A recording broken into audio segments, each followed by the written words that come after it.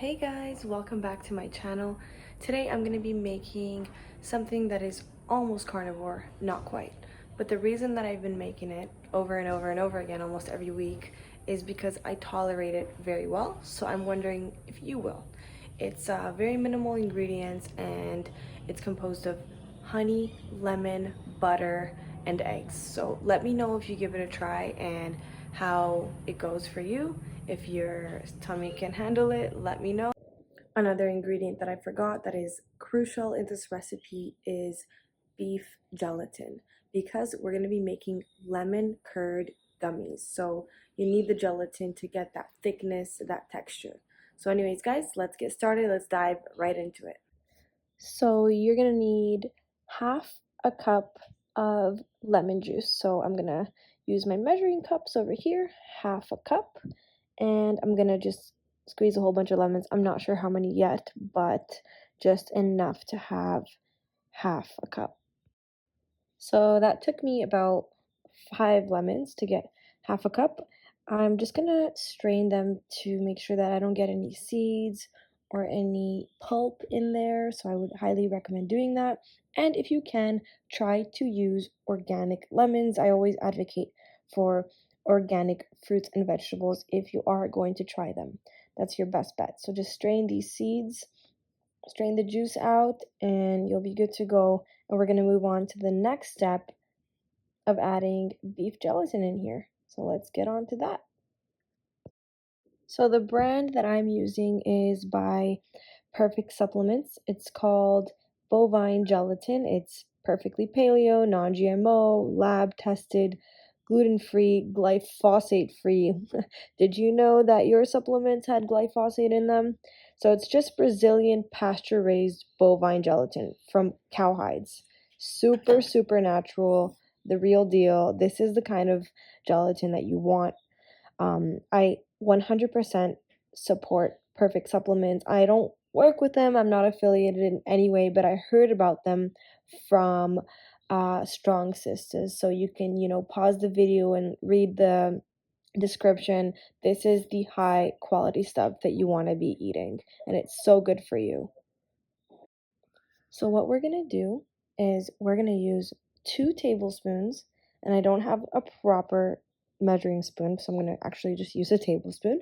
But if you have a proper measuring spoon, bloom 2 tablespoons of the gelatin in the lemon juice. So just kind of sprinkle it on there, your first tablespoon, and then grab another and do the same.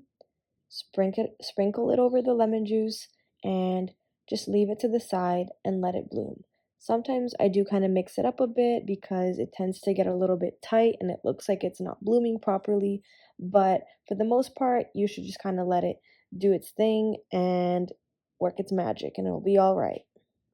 Okay, so now we move on to the eggs. You're going to need to crack 3 whole eggs and 2 egg yolks in a little pot and whisk it all together. Before I start whisking my 3 whole eggs and 2 egg yolks, I just wanted to show you guys what the blooming looks like. Looks pretty much the same, but it's doing its thing. And also, you're going to want to whisk with the eggs and add it in there some honey. Anywhere between 3 to 6 tablespoons should be just fine.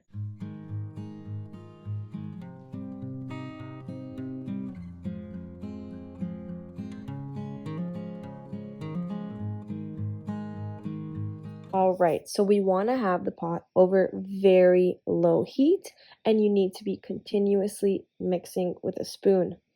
Keep an eye out on the temperature, and as soon as the egg yolks and the honey and the whole eggs warm up, you're going to add in the lemon juice. You're going to add in the lemon juice, blooming with the gelatin.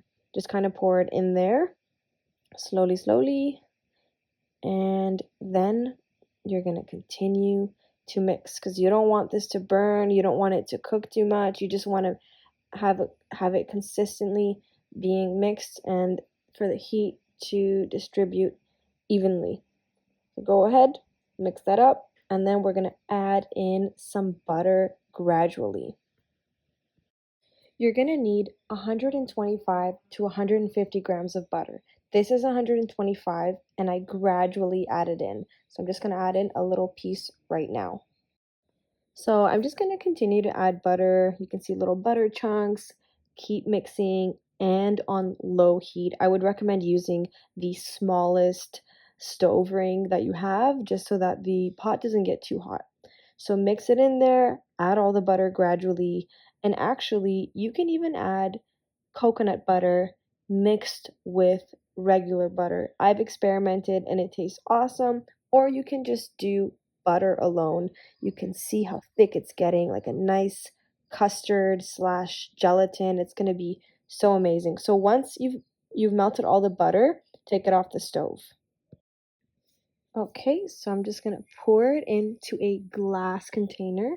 You want a container that's gonna allow you to cut the custard gummies into little cubes afterwards. So I find this one is just perfect for me.